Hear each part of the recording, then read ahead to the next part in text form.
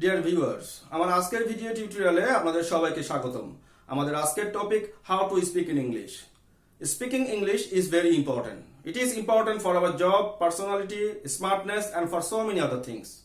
And that's why আমাদের আজকের tutorial is on how to speak in English. Speaking ইংলিশের উপরে এটি আমার প্রথম টিউটোরিয়াল।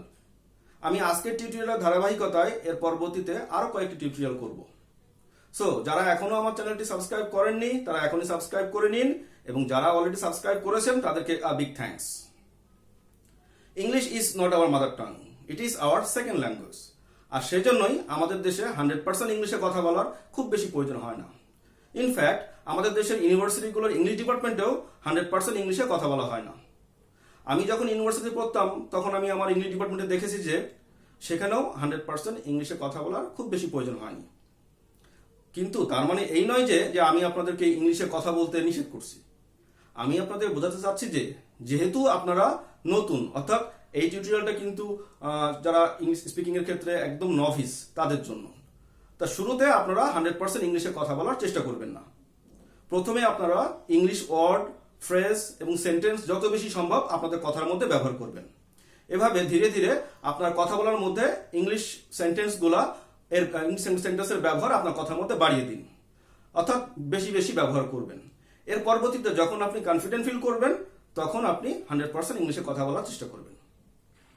আমরা প্রতিনিয়ত বাংলায় কথা বলার সময় যেসব বাক্য সব থেকে বেশি ব্যবহার করি, আমি আজ আপনাদেরকে এমন 30টি বাক্য কিভাবে ইংলিশে বলতে হয় তা আপনাদের শেখাবো। আপনারা এই সেন্টেন্সগুলো বা এই বাক্যগুলো আপনাদের কথার মধ্যে যত বেশি সম্ভব ব্যবহার করবেন। তা চলুন দেরি না করে আমরা আমাদের আলোচনা শুরু করি। প্রথম যে বাক্যটি আমি লিখেছি সেটি হলো আমিও তাই মনে করি। আমিও তাই মনে করি বাংলায় না বলে আমরা ইংলিশে কিভাবে বলবো? এটি আমরা ইংলিশে বলবো I also think so. I also think so, অর্থাৎ আমিও তাই মনে করি। এটি বাংলায় না বলে আমরা এর পরিবর্তে ইংলিশে বলবো আই অলসো থিঙ্ক সো, অর্থাৎ আমিও তাই মনে করি। নেক্সট, যতদূর আমি জানি। আমরা বাংলায় এই কথাটি বলে থাকি যে যতদূর আমি জানি। এটি আমরা ইংলিশে কিভাবে বলবো? এটি আমরা ইংলিশে বলবো as far as I know। as far as I know, এটি বলতে মূলত আমরা বুঝি যে যতদূর আমি জানি। সো বাংলায় এই সব শব্দ মানে কথাটি না বলে, অর্থাৎ যতদূর আমি জানি এটি না বলে এর পরিবর্তে আমরা as far as I knew এটা বলবো। নেক্সট, দেখে সাবধানে। আমরা বাংলায় এই কথাটি বলে থাকি, অর্থাৎ বিশেষ করে যখন আমরা রাস্তা ক্রস করি তখন হয়তো আমরা আমাদের ফ্রেন্ড বা অন্যান্য যারা ফ্যামিলি মেম্বার থাকে তাদের সাথে, যাদের সামনে আমরা রাস্তা পার হচ্ছি তাদেরকে আমরা বলে থাকি যে দেখে সাবধানে। এইটির পরিবর্তে, অর্থাৎ এই শব্দগুলোর পরিবর্তে আমরা কি বলতে পারি ইংলিশে? এটির পরিবর্তে আমরা ইংলিশে বলতে পারি ওয়াচ আউট। ওয়াচ আউট মানে দেখে সাবধানে। আচ্ছা, নেক্সট, আমি কি তোমাকে একটি প্রশ্ন করতে পারি? এটি আমরা ইংলিশে কিভাবে বলবো? এটি আমরা ইংলিশে বলবো can I ask you a questions? Can I ask you a questions? এটি শেষে জিজ্ঞাসা চিহ্ন হবে। অর্থাৎ আমি কি তোমাকে একটি প্রশ্ন করতে পারি? এটি বাংলায় না বলে আমরা ইংলিশে বলবো can I ask you a questions? আচ্ছা, নেক্সট, আমিও তাই ভেবেছিলাম। এটি আমরা ইংলিশে কিভাবে বলবো? এটি আমরা ইংলিশে বলবো I also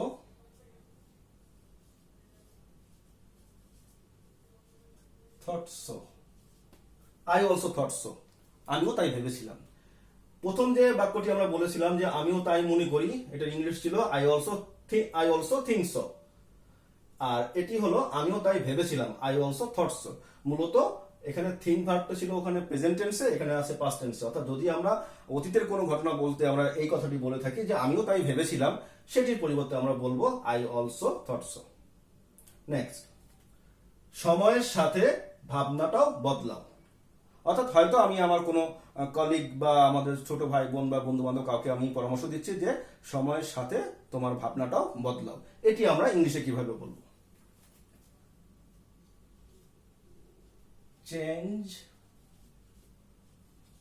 your thinking over time. Change your thinking over time, অর্থাৎ সময়ের সাথে তোমার ভাবনাটাও বদলাও। নেক্সট, আরেকটু নিন। আরেকটু নিন এই শব্দটি আমরা বা এই বাক্যটি আমরা বলে থাকি যখন আমরা একসাথে কোথাও খাওয়া দাওয়া করি, যে আপ্যায়ন করে সে অনেক সময় হয়তো বা আমাদেরকে বলতে পারে যে আরেকটু নিন। এই আরেকটি নুন কথাটি আমরা কিভাবে ইংলিশে বলবো? এটি আমরা ইংলিশে বলবো have a little more.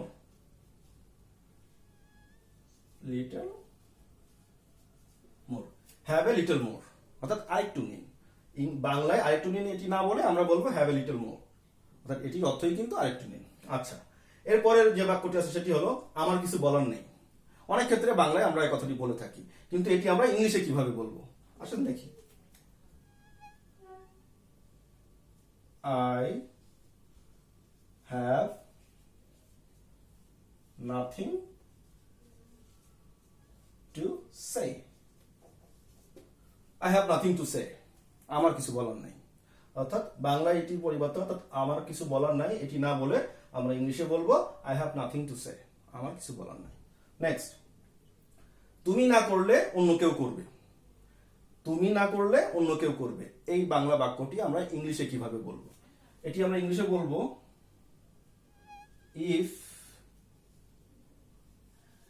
if you don't do, someone else will do. If you don't do, someone else will do. অর্থাৎ তুমি যদি না করো অন্য কেউ এটি করবে।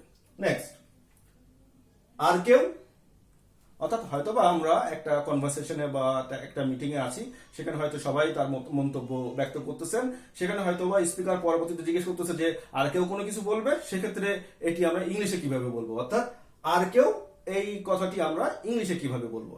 এটি আমরা ইংলিশে বলবো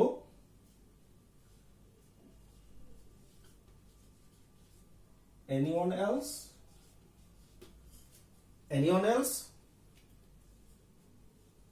অর্থাৎ আর কেউ, এটি ইংলিশে বলতে গেলে আমরা এভাবে বলবো anyone else, আর কেউ। এরই সাথে আমাদের প্রথম যে 10টি বাক্য ছিল সেটি সম্পন্ন হলো। আপনারা কিছুক্ষণ ধরে এই যে বাক্যগুলো আমি বাংলা ছিল এটা ইংলিশে কিভাবে বলতে হয় তা আপনাদেরকে আমি দেখালাম। এটি আপনারা একবার চোখ বুলিয়ে নিন, এর পরবর্তীতে আমরা আরো 10টা বাক্য দেখব। ধন্যবাদ।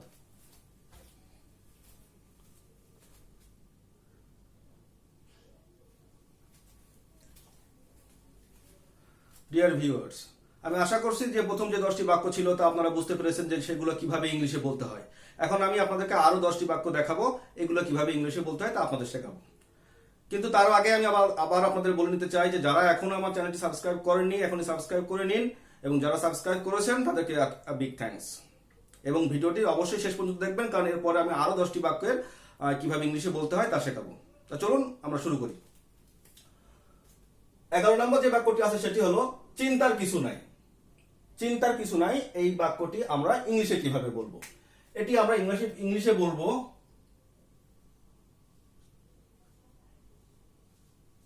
nothing to worry. Nothing to worry. এটি আমরা মূলত চিন্তার কিছু নাই এটি না বলে আমরা ইংলিশে বলবো nothing to worry.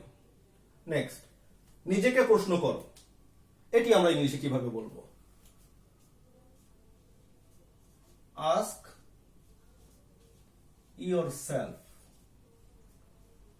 ask yourself. এটি বলতেই মূলত বোঝায় নিজেকে প্রশ্ন করো। অর্থাৎ নিজেকে প্রশ্ন করো আমরা বাংলায় এভাবে না বলে আমরা ইংলিশে বলবো ask yourself. নেক্সট, কোনোভাবেই না। অনেক সময় আমরা এই কথাটি বলে থাকি যে কোনোভাবেই না, এটি আমরা ইংলিশে কিভাবে বলবো? এটি আমরা ইংলিশে বলবো নো ওয়ে, নো ওয়ে, কোনোভাবেই না। আচ্ছা, নেক্সট, কেন নয়, সেক্ষেত্রে আমরা বলবো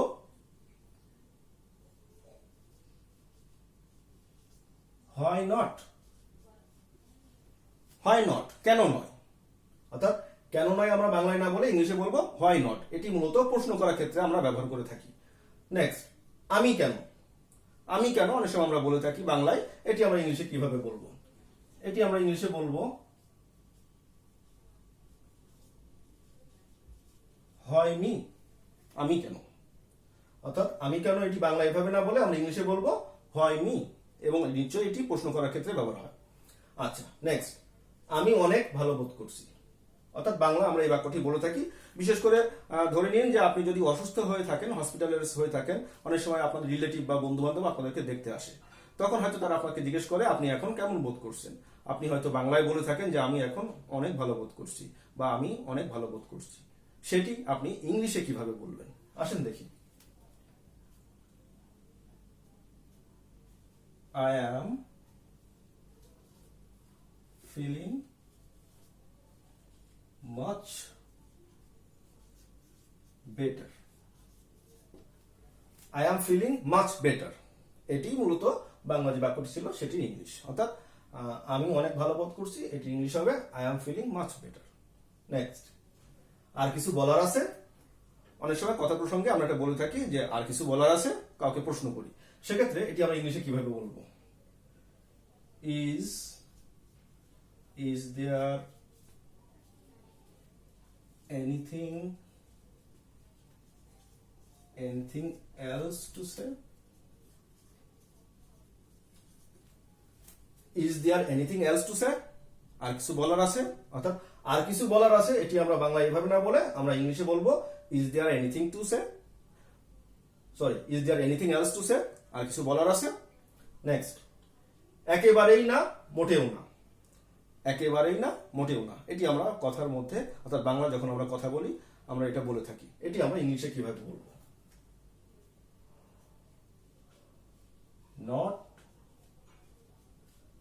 at all, not at all, এটি মূলত একেবারেই না, অর্থাৎ একেবারেই না বা মোটেই না, এটি আমরা ইংলিশে not at all এভাবেই বলবো। আচ্ছা, নেক্সট, একটিও না বা নয়, বা আমরা বলে থাকি যে একটুও নয়। অর্থাৎ হয়তোবা আপনারা একসাথে খাওয়া দাওয়া করতেছেন, সেখানে হয়তো আপনাকে কেউ আরেকটু খাওয়ার জন্য রিকোয়েস্ট করতেছে, কিন্তু আপনি আর নিতে চাচ্ছেন না, কারণ আপনি এর মধ্যে যথেষ্ট খেয়ে ফেলেছেন। সেই জন্য আপনি হয়তো বাংলায় বলেন যে একটুও নয়, আমি আর একটুও নিব না।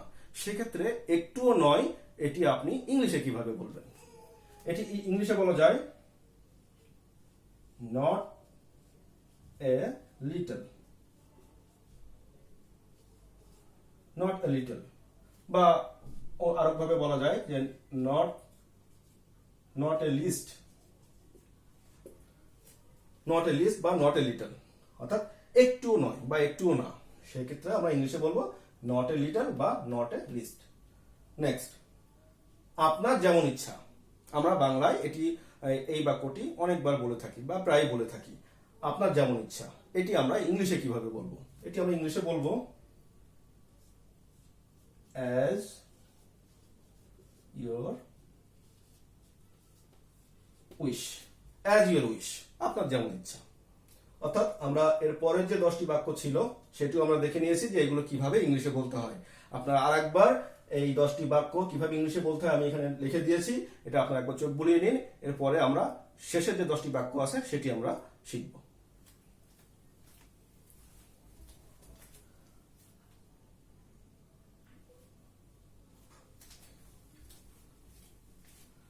ডিয়ার ভিউয়ার্স, আমি আশা করছি যে প্রথম যে 20টি বাক্য ছিল এগুলো ইংলিশে কিভাবে বলতে হয় তা আপনারা ইতিমধ্যে শিখে গেছেন। এখন আমি শেষ যে 10টি বাক্য সেগুলো কিভাবে ইংলিশে বলতে হয় তা দেখাবো। তো তার আগে আমি আবারও বলে নিই, যারা এখনো আমার চ্যানেলটি সাবস্ক্রাইব করেননি এখনই সাবস্ক্রাইব করে নিন। তো চলুন আমরা এখন আমাদের পরবর্তী যে 10টি বাক্য আছে আমরা এগুলো দেখি কিভাবে ইংলিশে বলতে হয়। 21 নম্বর বাক্যটি হলো আমার পেট ভরে গেছে। অর্থাৎ হয়তোবা আপনি কোথাও খাওয়া দাওয়া করতেছেন, আপনার খাওয়া শেষ, তখন আপনি বাংলায় বলে থাকেন আমার পেট ভরে গেছে। এটি আপনি ইংলিশে কিভাবে বলবেন? এটি ইংলিশে বলবেন I am full, I am full মানে আমার পেট ভরে গেছে। নেক্সট, যথেষ্ট হয়েছে। যথেষ্ট হয়েছে এই বাংলা কথাটি আমরা ইংলিশে কিভাবে বলবো? এটি আমরা ইংলিশে বলবো দ্যাটস ইনাফ। That's enough. আচ্ছা, তারপরটি হলো অনেক হয়েছে। অনেক হয়েছে এটি আমরা ইংলিশে কিভাবে বলবো? এটি আমরা ইংলিশে বলবো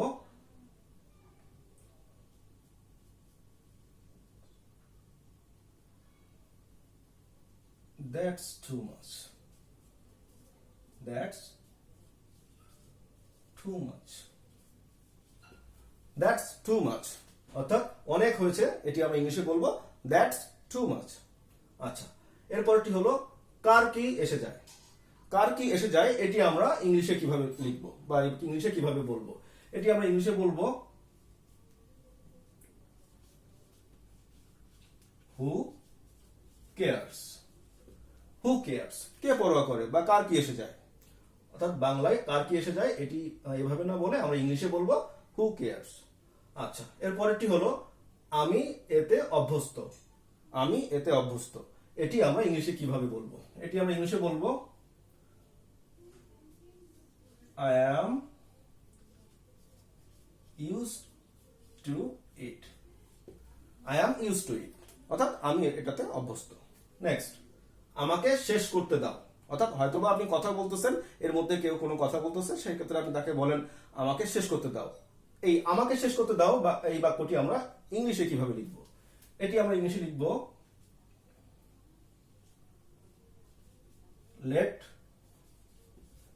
me finish. Let me finish অর্থাৎ আমাকে শেষ করতে দাও। নেক্সট, আমার চোখের সামনে থেকে দূর হয়ে যাও। অনেক সময় আমরা রেগে গিয়ে আমরা অনেককে বলে থাকি যে আমার চোখের সামনে থেকে দূর হয়ে যাও। এটি আমরা ইংলিশে কিভাবে লিখবো? এটি আমরা ইংলিশে লিখবো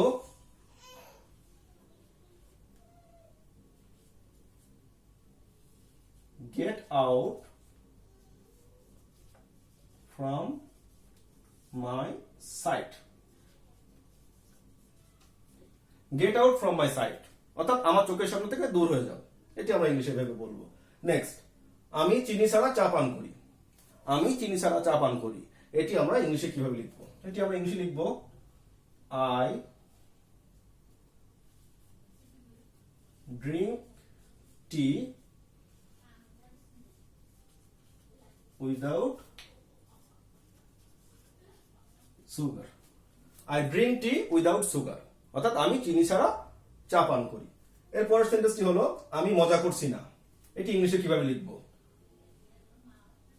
I am not kidding. I am not kidding এটির বাংলা অর্থ হলো আমি মজা করছি না। বাংলায় আমি মজা করছি না এটি না বলে আমরা ইংলিশে বলবো I am not kidding. Next, এই পর্যন্ত সব ভালো। তাহলে আমরা ইংলিশে লিখবো এটি so far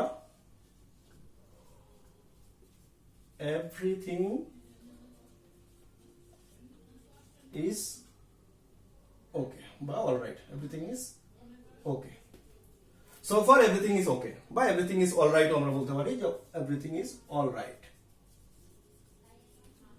So far everything is okay অর্থাৎ বাংলায় এই পর্যন্ত সব ভালো এটি আমরা বাংলায় না বলে ইংলিশে বলবো so far everything is all right বা everything is okay. তো এরই সাথে আমাদের যে 30টি বাক্য ছিল সেটি আমরা সম্পূর্ণ করেছি। অর্থাৎ এগুলো কিভাবে ইংলিশে বলতে হয় তা আমি আপনাদেরকে দেখেছি। আর এই বাক্যগুলো কিন্তু মূলত আমরা বাংলা কথা বলার সময় সব থেকে বেশি ব্যবহার করি। তো আমি আপনাদের রিকোয়েস্ট করব যে এই ইংলিশ সেন্টেন্সগুলো আপনারা আপনাদের কথার মধ্যে যত সম্ভব অথবা যত বেশি সম্ভব ব্যবহার করবেন।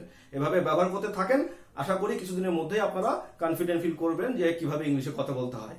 এবং আমি আমার পরবর্তী টিউটোরিয়ালে আমি আপনাদেরকে পরের স্টেপ বলবো যে আরো কি কি করতে হবে ইংলিশ স্পিকিং এর ক্ষেত্রে। সো সেই পর্যন্ত আপনাদের সবাইকে ধন্যবাদ এবং আমি সর্বশেষে আবার সবাইকে বলবো যে যারা এখনো আমার চ্যানেলটি সাবস্ক্রাইব করেননি তারা এখনই সাবস্ক্রাইব করে নিন এবং যারা আমার পরবর্তী টিউটোরিয়ালের নোটিফিকেশন পেতে চান তারা নিচে যে বেল বাটনটি আছে সেটাতে ক্লিক করে রাখেন। আর যদি আমার এই টিউটোরিয়াল সম্পর্কে কারোর কোনো পরামর্শ বা দ্বিমত বা কোনো মন্তব্য থাকে তাহলে আপনারা অবশ্যই কমেন্ট বক্সে কমেন্ট করবেন এবং সম্ভব হলে ভালো লাগলে আপনার বন্ধুদের সাথে শেয়ার করবেন। সো ধন্যবাদ সবাইকে। That's all for today. Till then, thank you.